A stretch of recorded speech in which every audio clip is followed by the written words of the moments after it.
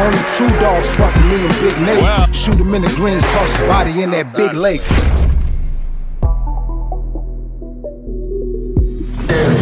Nate the Snake Jones.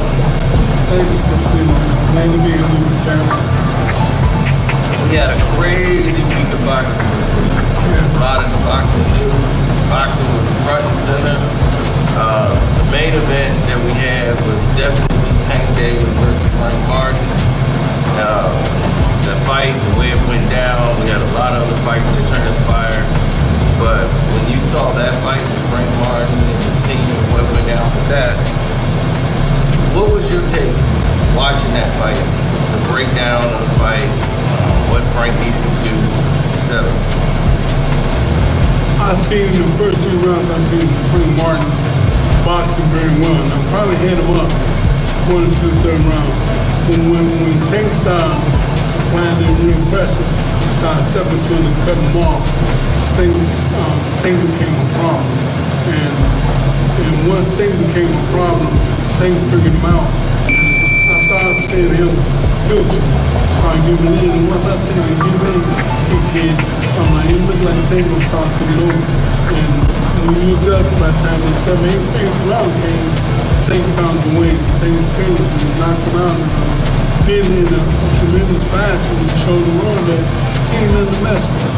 Tank was tremendous. And he showed the world, watch out. I think that in the same fight, going into the fight, I actually had the exact round that the stoppage was. I had the 8th round. And when the fight was transpiring the way it was, I knew in the second half of the fight it was going to go because I always went to the weigh-in to make really my full prediction.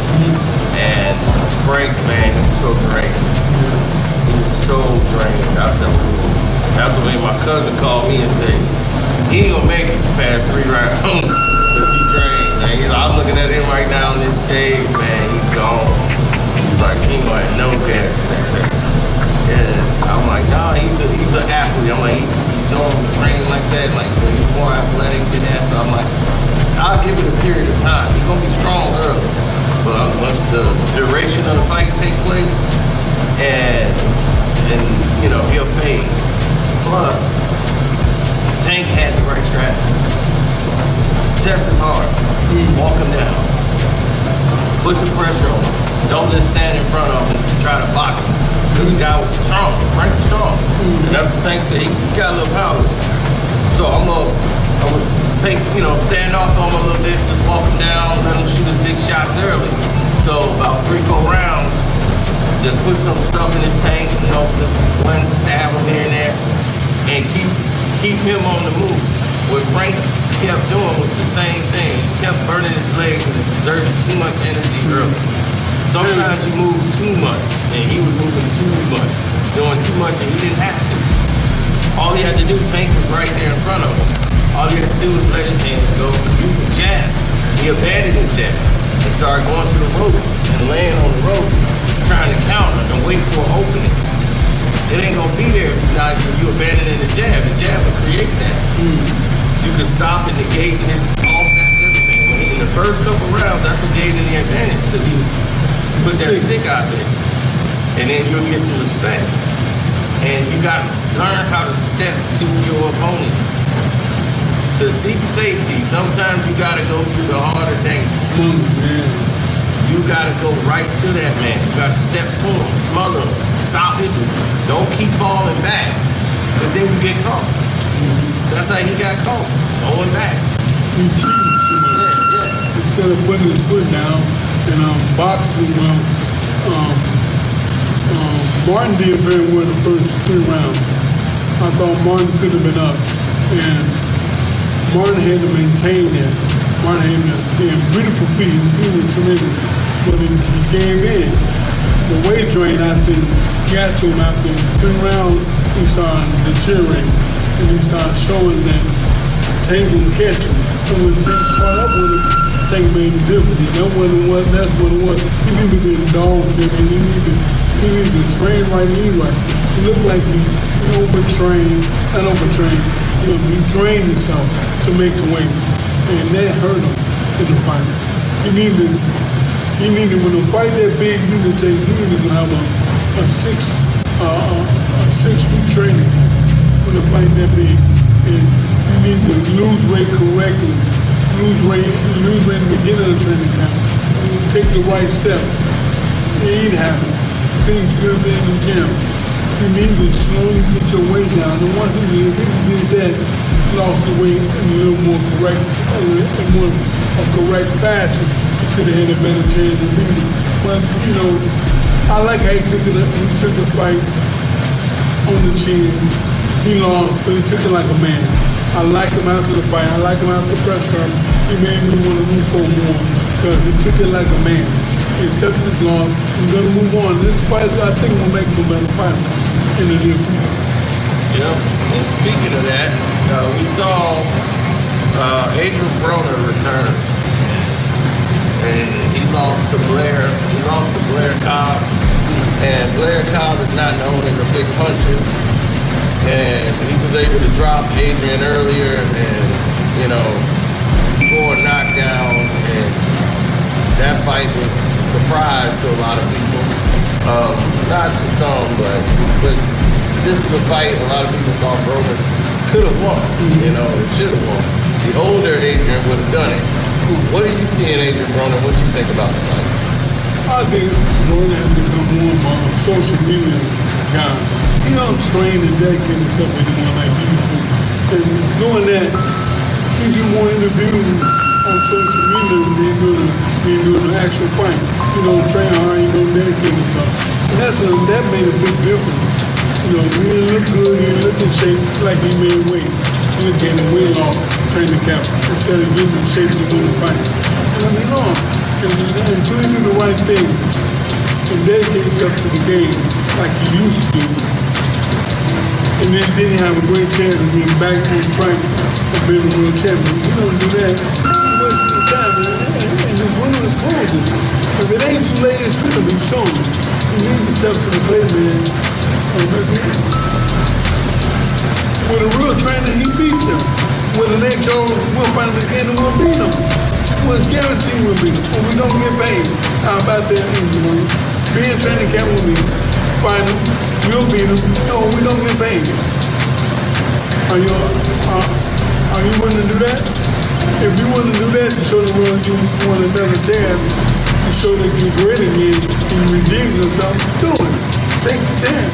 You need something like that. Fight him again. Fight him again, man. And beat him. And have a good training. Have a good training, a good training camp, a good trainer. And then show you when you make mistakes. Don't when you bullshit. Somebody need to know, you need to have someone around you that respect the game, that you respect. And don't take your bullshit like me. I don't take your bullshit. I don't play with you, don't play with me. We respect each other. And that's what it's always been. That's what it's going to stay. You can't bullshit me. So, work hard, dedicate yourself, and leave the game alone. Before you get burned. Yeah. And I saw it as AB for the last couple of fights has been taking it pretty safe. And then he'll fight one fight, then he's off for like 9 months, 10 months. Even Tank said he felt rusty in the fight. He's like, I felt like I wasn't sharp. And even though he came in the best shape he's ever been, Tank came in a pound and a half underweight. He didn't shake. He didn't struggle to make the weight, nothing. He was dedicated to this fight. So he knew he wanted to come back. He wanted to come back right. One thing I know about Tank is he changed his religion and changed his life. Made him a better fighter, man. And like he take things more serious now. And he take his family more serious. He take his kids more serious. He take the gym more serious. And when he made that transition into being a Muslim and changed his life over to God, to Allah, and he doing it the correct way, I really like and appreciate what he's doing because he's showing the world he's serious, man. And I don't see if he keep going into the ring, man, and being dedicated and being hungry and working hard and living life right like a real champion should, people in trouble. The only person I seen have a chance to beat Tank is Shakur, because Shakur is very rangy. And Shakur can live without problems. And Shakur have a deceptive puncher power. It'd be a very interesting fight, but right now I'm leaning towards Tank. I don't see nobody beating Tank but Shakur, and I don't think Shakur can do it. So Tank, keep doing what you're doing. I'm proud of you, champ. You're gonna be hard to beat. Keep dedicating yourself to your crime, to your religion, because your religion is seeing the change woke you up and made you a better man. And God bless you, bro. You're on your way. And I don't see nobody beating you no time soon, bro. For real. Now, yeah, and like I was saying about AB, his trainer left him in the middle of training camp, like right before like a couple of weeks before the fight. Kevin Cunningham went to go train his other fighter. And I'm like, you're Adrian Broner. You're supposed to be the biggest fighter he working with. He leave your camp to go train. I forgot it's another fighter that he was working with. And he went to go help him out. He's like, I gotta go train him. So he left the camp. And then, you know, AB was without a trainer, so he had to call Calvin Ford. Could he come over there and help him out? Because Calvin Ford do right by Tank. He does a tremendous job for Tank. He's perfect for Tank. But he will not be the right guy for you. I didn't like the instruction in the corner that Ford was giving him. But taking that for Ford, he's just not the type of trainer you need. He needs a no nonsense trainer. Someone who's gonna bust his ass, someone who's gonna look him in his face and tell him when he's getting wrong, and someone who respect. I think he's more of Ford's buddy and not his trainer. You need to put your foot down with AB. And once you put your foot down with AB, AB can be a bad boy. But until you put your foot down and make him be accountable for his mistakes and the things he's doing, it won't change. You gotta make him accountable for his own actions. Make him accountable for his actions and make him step to the plate. And that's the only way you make a great performer come to the table. If you don't do that, it won't bring out the best of him. I know what you're doing, man. The game, you gotta respect him. He respecting me. He don't play no games with me. I'm not gonna play no games with him. I'm gonna wish him the best. I'm gonna have him the best shape I can get him in. And anyway, he's not gonna fall and filter on my watch, because I take that very seriously. When I was training someone, I take my craft very seriously. And it will mean a lot to me to be successful.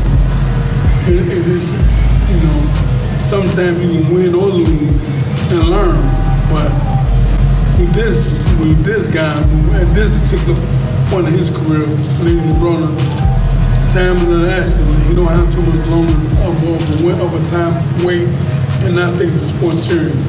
And I don't want to close the book on Adrian Broner yet, but it's getting there, man. You better wake up, bro, before it's getting too late. For real. Yeah, he's in his 30s now, so this is it for him. He can't keep taking too many losses like this, because right now people was like, oh man, they be done, like you let this guy not get too foul, but he had basically what they would call a fat camp. So he spent the majority of the camp losing weight instead of getting in shape for the fight. And he went all 12 rounds with this guy, but this is a guy he could have probably hurt and got out of there. AB he's strong. But when you spend all your time trying to cut all that weight, that was like his victory. The fight was done right there at the end of the weight. Adrian Broner was on social media being a comedian. Mm-hmm. He's funny. I love Adrian. I love AB. When you're not a comedian, you're a fighter, AB. The world knows you as a professional boxer, not a comedian.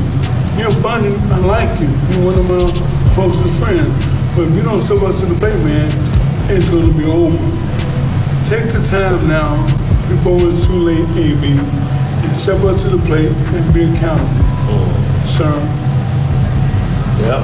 And the talk of the week during the press promo of that fight was some shocking news that came up in the middle of nowhere.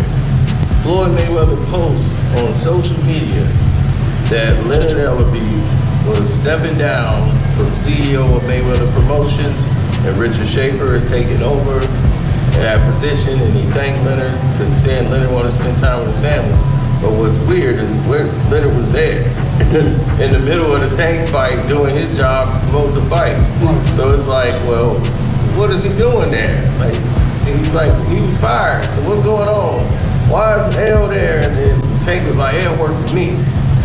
And he don't work for Floyd no more. Like, and so Floyd put that statement out there, they thanking him for his work. Leonard Ellerbe's like, these are lies, I don't know what you're talking about. What do you know about any of this? I don't know too much of nothing about it, you know what I mean? Me and Floyd, we don't speak as much as we used to.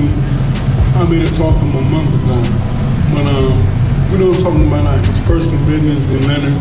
Leonard is someone that I know he respects in life. I don't know his how deep his relationship is to Leonard. I know that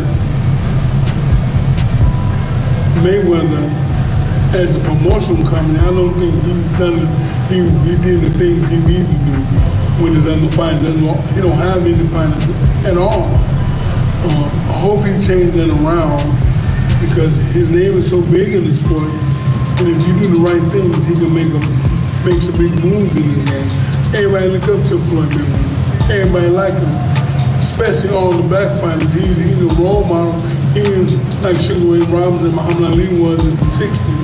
Mayweather is that of the 2000s, and he needs to get back to the game and dedicate himself to the game, and take some of these fighters and show them the right way to do things, and show them and lead them to championship, and not be taking things personal when someone do outside the ring. It has nothing to do with you. It should have nothing to do with the promotion. If they have an argument with their family member, it has nothing to do with you cutting them off or nothing like that. I think Floyd Mayweather has a chance to redeem himself. Leonard, without Leonard or Mr. Schaefer, it's still going to be great. Mayweather's name is the biggest name in boxing. And Leonard or Schaefer, I think Schaefer can do a better job than Leonard. I think he has more experience than Leonard. I think Schaefer, who's been around the game longer than Leonard, I think will do a better job. My thing on this is, I've been noticing from the beginning, a lot of people don't know, Richard Schaefer was supposed to have a job, never was supposed to be Leonard. I was supposed to go to Richard Schaefer, but because of the way everything went with Golden Boy, it fell apart, and he never could make that happen. Leonard Ellerbe was the strength and conditioning coach. Right. That was his job when he came over. Like, he used to sleep on Jeff Mayweather's couch. You know, Jeff Mayweather was the manager at that time. And then some mess happened where they thought Jeff took something. That happened. Right. And then that was relieved. Jeff wasn't the manager. And Leonard was the strength and conditioning. He always had on the jogging suits. And he was working out, and he started working with Floyd, and him and Floyd started, coming up with a training system to get in shape. And they became buddy, off that alone. Then, after that, he ended up becoming Floyd's manager. He went from the jogging suits to the three-piece suits. Yep. He went from jogging suits to three-piece suits. With a tie. Yep, with a shirt and tie. But Leonard was always organized. He was always, kept himself together, all professional, nicest guy you can want to meet. The thing about him is he never handled any business for Mayweather Promotions. That's what people don't know. He was CEO by name only. He never ran anything. Al run everything. Al Heyman is the guy that runs everything. So Al makes sure, they'll tell Leonard, here, go hand him a check. That's Leonard's job. Leonard to go there. Floyd ain't gonna hand you no check. That's not gonna happen. That's Leonard's job. They Leonard, L, go hand out checks. So if anybody got any complaints, they can yell at Leonard. They ain't gonna yell at Floyd. So that was his job. So that was pretty much L's job there. And L knew that, and he was good at, they got to the point where L started talking, and they was like, okay, well, good, we can let L go out. He learned the language of boxing. Right. He knew the words to say to make it sound good, look good. We're taking up for Leonard. He's a cool cat. To my knowledge, he was my friend. Unless it's something I don't know about him. Unless it's something I don't know. I'm saying, but Leonard cool.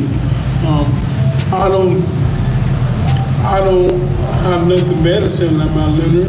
I'm glad he moved on. I'm glad he's found another way to make money and take care of his family. So God bless him. He's cool with me. Yeah, he definitely is. Now, Richard Schaefer, to many of you don't know who he is, he's a Swiss banker by trade. So he was always Didn't know that. Oh, you didn't know that?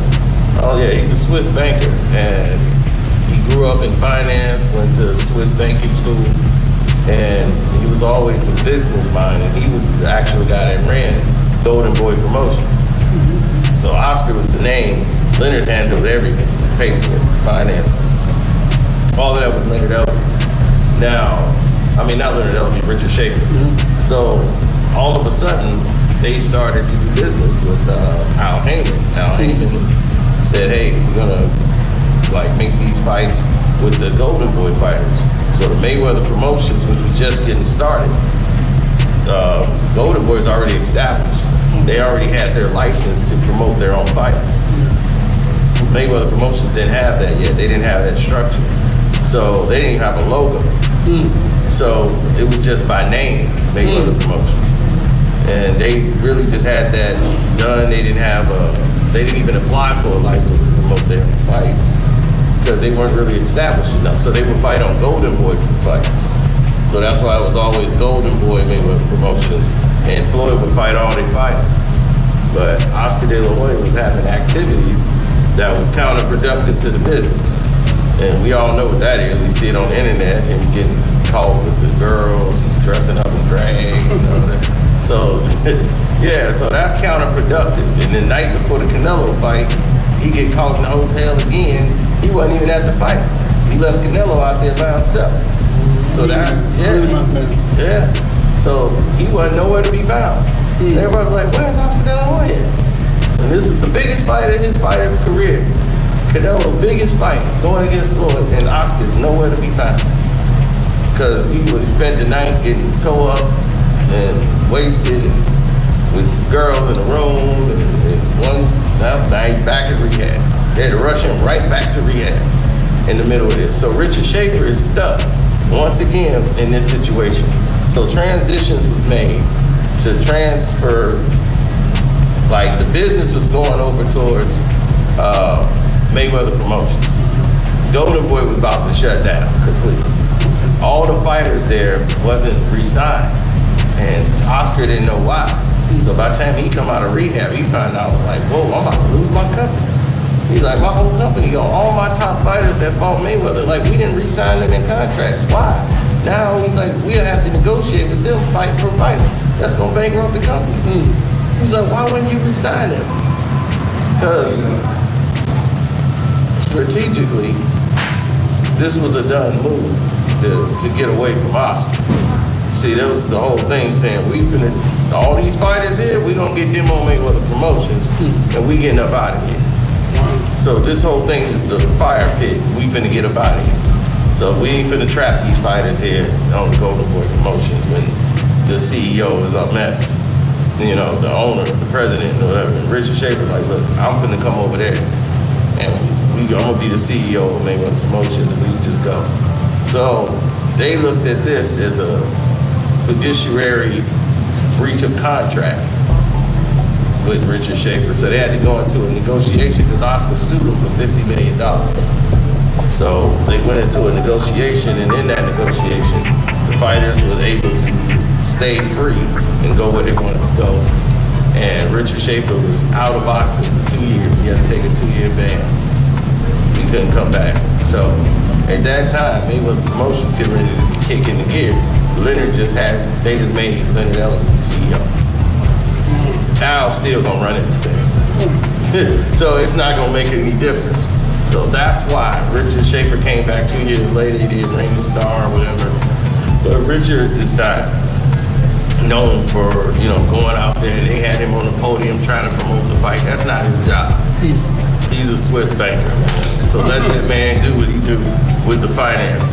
So him and Al Heyman is like, they work together and because they both understand the business of the whole thing. So they finna make, some big moves. So that's why him coming over to this Mayweather Promotions is the move that they wanted to make all along.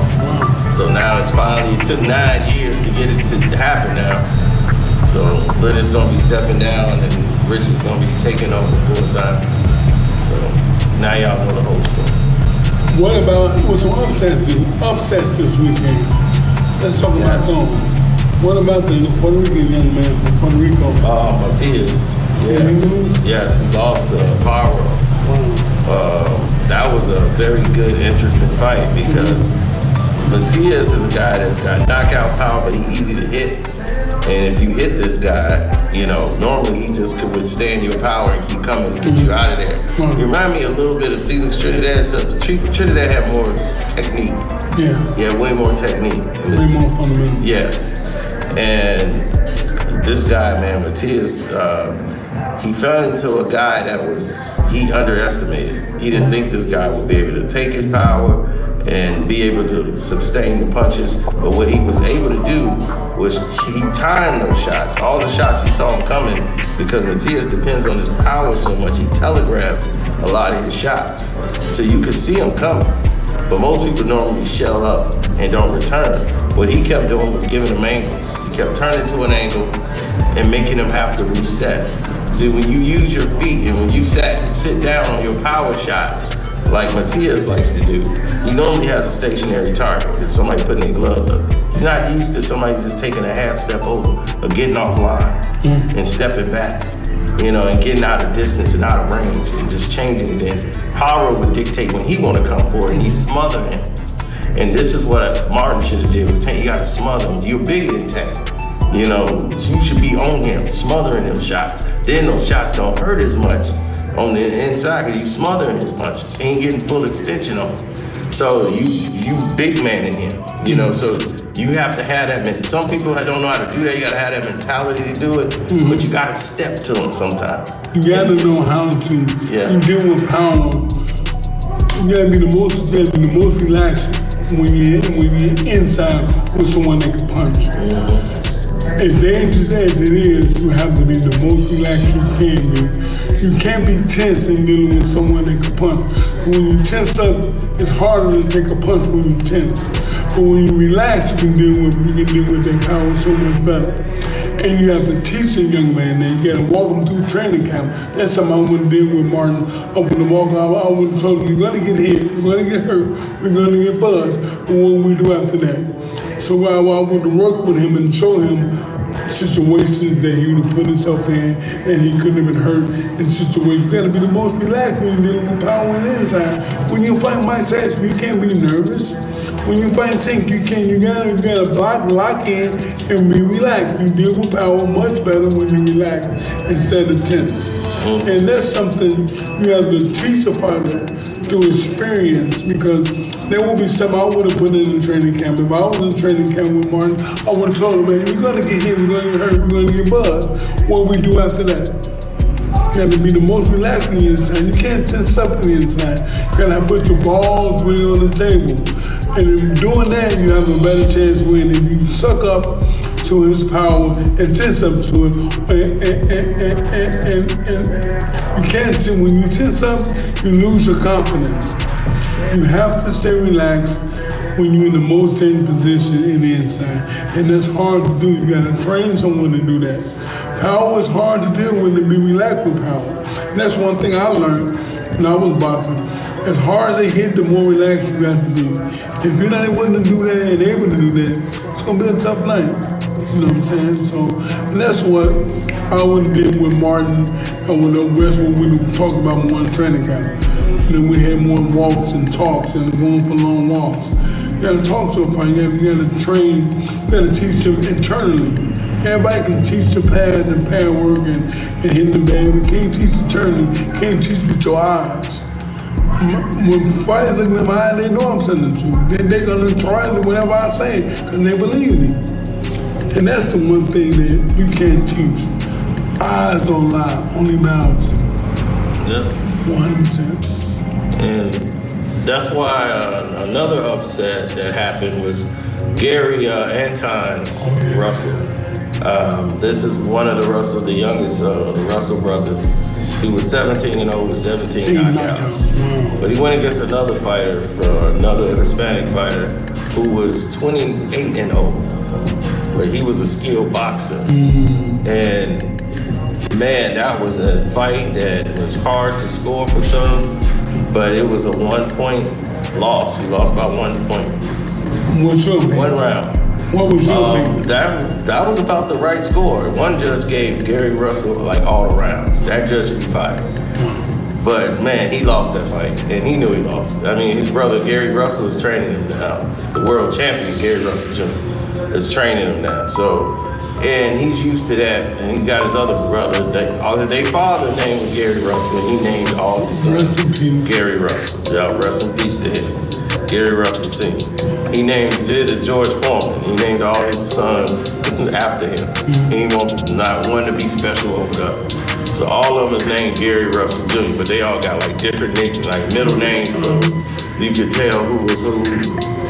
And anyway, in this fight, he made key mistakes, and his brother, Gary Russell Jr., former world champion at the same weight class, everything, is telling him exactly what he needed to do. He did a great job in the corner of explaining what he needed to do, but his brother was not capable of doing it. Why? Because he was fighting too emotional. And this guy was taking him out of the game. He was tying him up, smothering him. Every time he came in with punches on, it was all this wild energy. And it was all power shots. Boom, boom, boom, trying to get to him. And the guy was countering him with a jab. Pop, then 1, 2, pop, pop. Turn, 1, 2, pop, pop. He's long, he's lanky, he had range. This guy was skilled and he knew how to fight going backwards. He knew there's a difference. A lot of people don't know how to do that, but this guy was, I don't know if he was Cuban or Puerto Rican. His name was Parra. And this dude, man, he kept going backwards and long, lanky, using his length, but he was tagging. I mean, all the clean shots landed by him. Counter shots to the body, boom, rolling with punches, slipping off of him. And this guy here was putting on the show, and I'm like, man, this is a close fight, but Gary Russell ain't gonna get a knockout tonight. It's like, that knockout streak gonna come to an end. And he was trying to force the action with aggression. Instead of relaxing, he was fighting tight and aggression. And what he didn't listen to was his brother who told him. He said, listen, when you throw that shot and he come hard, have your fist in a position to punch, not to grab. It's a big difference, bro. He's trying to tell him it's a big difference. You're not doing what you're supposed to do. You gotta catch and shoot. He's like, when he come with that hard, you gotta be in position to punch so you can catch it. Pop, pop, pop. Come right behind him. He's like, trust me. When you come with that, he gon' move. He gon' move. Trust me, he ain't gon' throw another punch. He gon' move. When he come with that hard shot, catch it. Then come, but keep your fist where you can throw. Don't keep them at where you ready to grab. Don't do that. Because now you ain't in position to throw nothing back. He know that. So that's what Gary's seeing it. He's telling him his brother is not getting it. Because he's too emotional. He's young, he had all these knockouts in a row. So he's thinking the more I put pressure on him to get that knockout. So he was chasing a knockout instead of trying to win a fight. And that's how he lost this fight. Well, one thing I'm gonna say that I think they're a tight unit, a tight family, and I respect them, but as right now, Gary Russell, the world champion, is not a trainer right now. He's a fighter. You can't be like NBA where they got player coaches. Look, man, you're not a fighter coach. You're a fighter. You learn the game.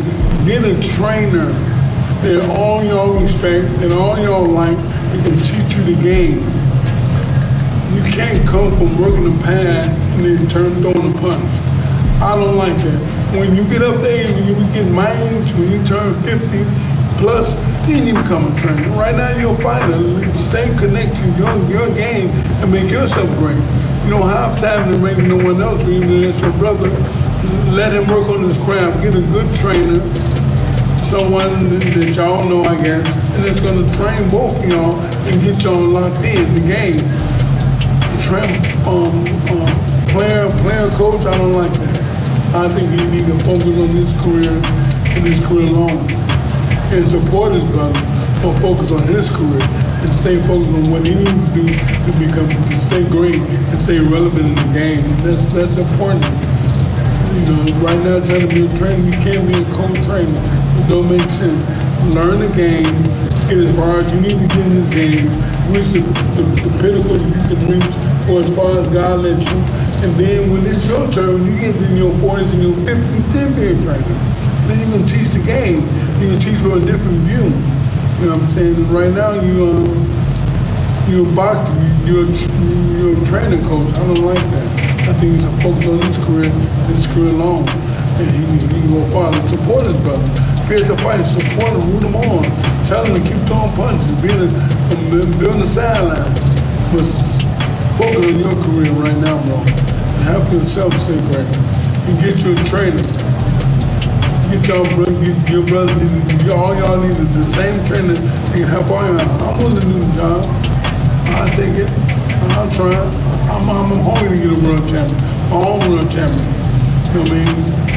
You know, things to work out with me and Mayweather, but I'm still doing my thing in the gym, and I'm dedicated to getting a world champion. I'm gonna keep going until the day I die. I ain't gonna stop. I want a world champion. I can help anybody in the game that's willing to take a chance on their job.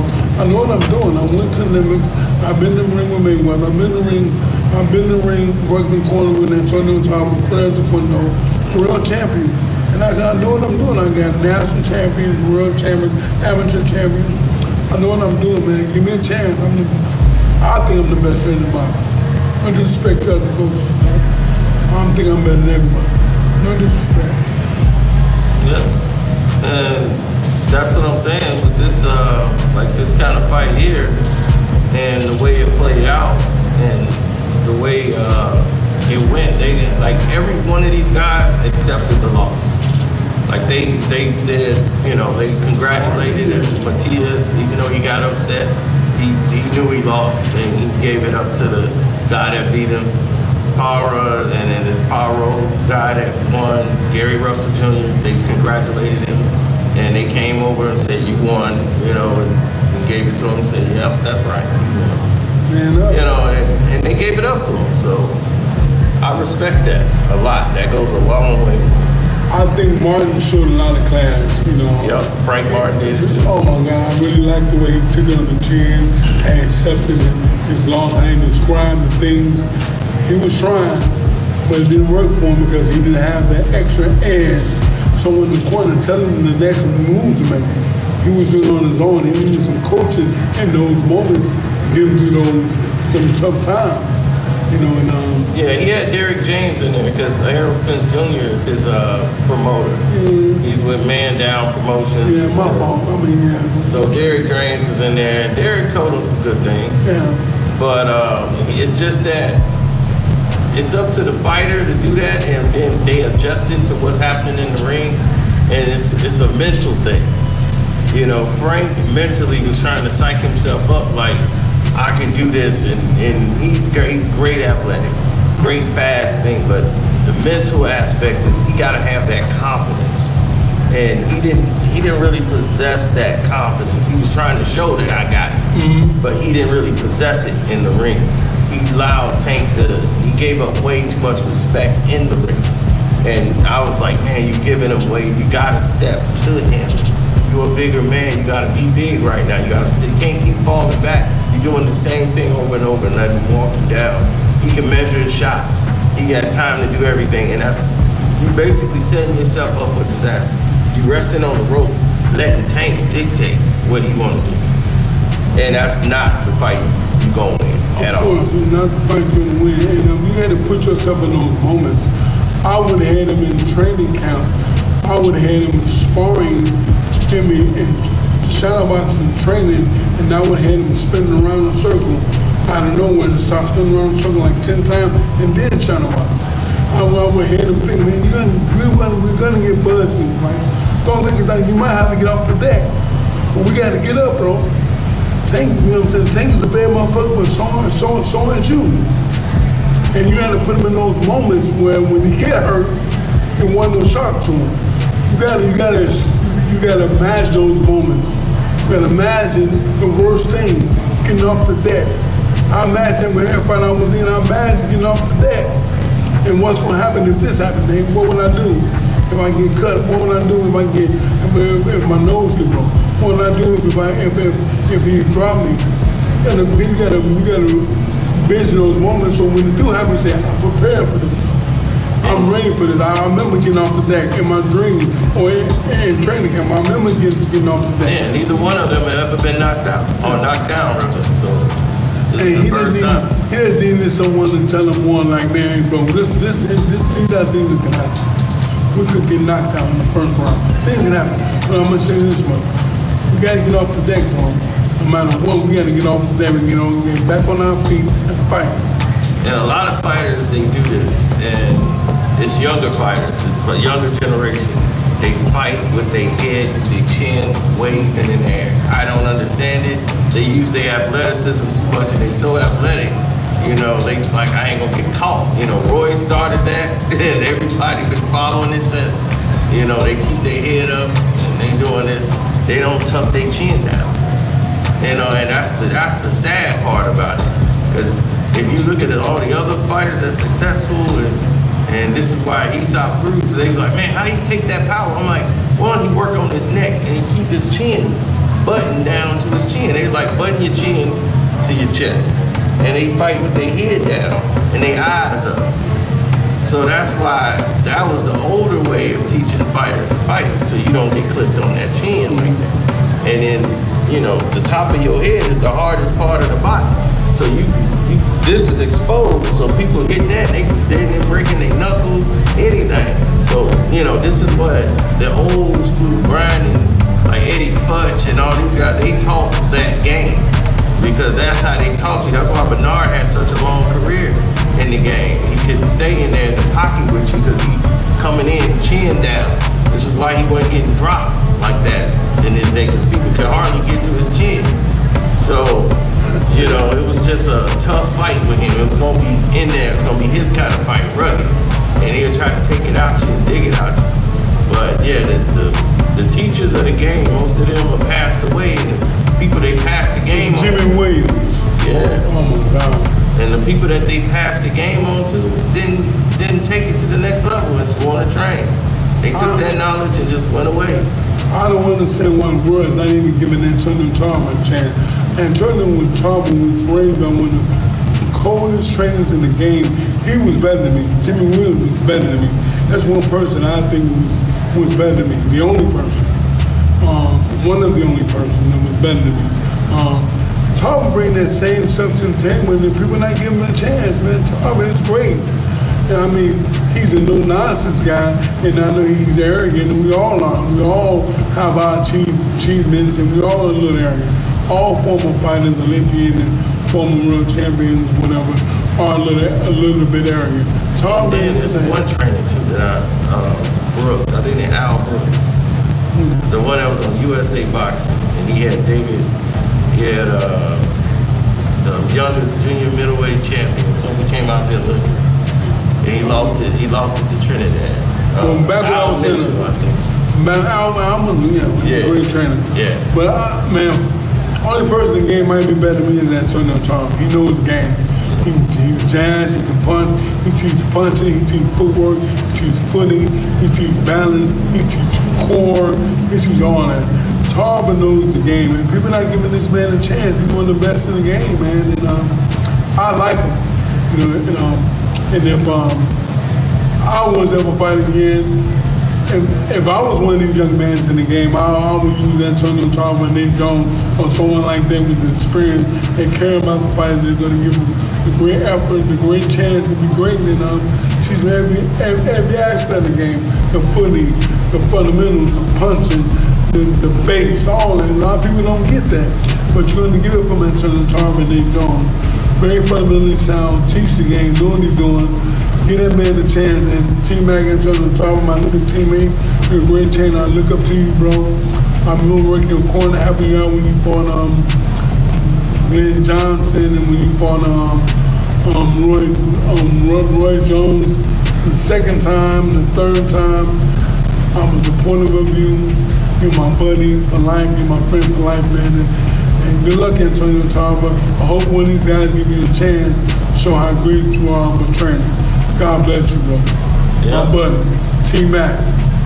Yep. Black and blue, you dig? All day long. Yep. That's I swear, man. That dude is a great dude, man. Some funny stories too with him. Because, yeah, Glenn Johnson won. Yeah, that training camp. Me and him sat back and talked, and yeah, he was like, yeah, I didn't do anything right. That training camp. T-Mac was he had money, he was successful, and when we both were, I think we were players at the time. I was in my 20s, he was in his 20s. We was the prettiest guys in boxing. When nobody better looked at me to the harbor, two black pretty motherfuckers. We thought we were. And we got a lot of women together. We played a lot of games, and I couldn't keep that man packed. When we was in training camp from the Glenn Johnson fight, he wouldn't stop. I called him every day. I'm like, T-Mac, what are you doing, bro? Put it up, nigga. He wouldn't stop. But T-Mac, I love you. You're my friend. We did a lot of things together in amateurs. We had a lot of times. We had a lot of great times. And he's one of my best friends in the game. Fernando Vargas, Antonio Tarver, David Diaz. Who else? DeVille Williamson, Clay Bain, Floyd Mayweather. I think at all Olympic teams, I think we're the closest to that. I think everyone said we have this close unity at all Olympic teams because we still talk. All of us, yeah, I do. We all got each other's numbers. And we all stay in contact. Every Christmas, every holiday, even though me and Floyd don't speak as much, every holiday, every birthday, he say happy birthday, man. He say Merry Christmas. Floyd Mayweather do it all the time. He don't miss a birthday. He don't miss a Happy New Year day. He don't miss none of that. And that means a lot to me. That shows that we still friends, we still care for each other. And the same one with David Diaz, Fernando Vargas. Fernando was my friend. That's my boy. Oh, yeah. And we cool to the day he died. Man, anything ever happen to any one of them guys, I'm coming. You're my friend. I love all y'all, man. For real. So, you know, say friends to the day I'm gonna be, if God take any of y'all away, I'm coming to the funeral, bro. I love all you guys. 1996 changed my life, and if one for that, I would be dead. Because it was a couple of times I was at boxing tournaments, but I would have been DJing that same party. My friends got shot up and they killed that. And it happened in DJ booth. I would have been in.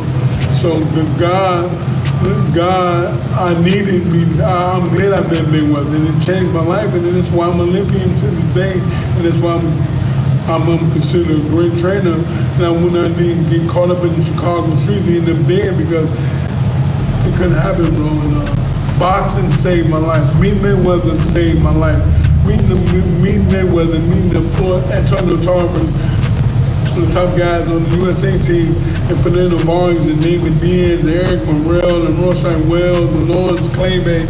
Them guys are my friends, and it changed my life, gave me a different aspect of life, and it made me buckle down more and more.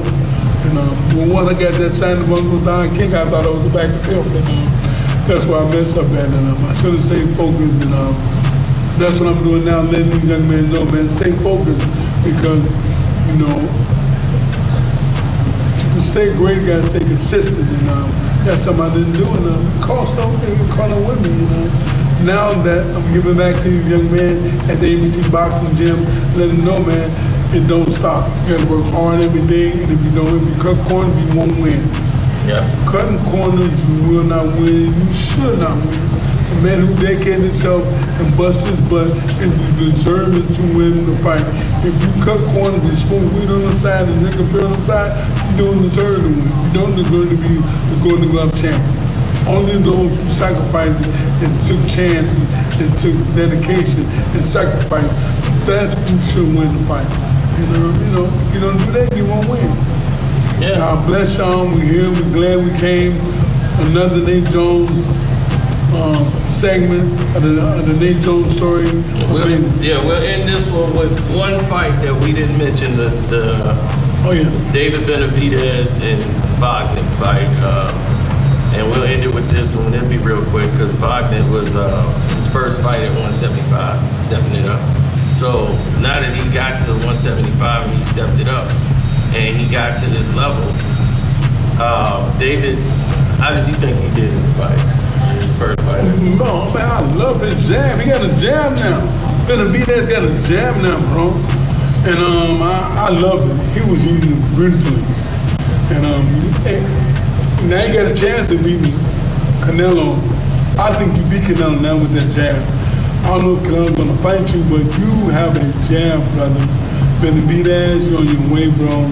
Keep doing your thing. I love what I saw, bro. You ain't the same fighter. Keep learning, keep getting great. Whoever you learn from, whoever taught you the jab, if it was Roy Jones, Mike Tyson, whoever it was, you're doing a good job. Keep doing your thing. That's all you needed. I don't see nobody beating no one. He gonna be hard. He go up to cruiserweight. He could be light heavyweight and cruiserweight champion at the same time. The sky's unlimited. Benavidez, keep doing your thing, and I preach. I love watching you fight. All right, and then we're gonna leave it right there. And this has been a great show.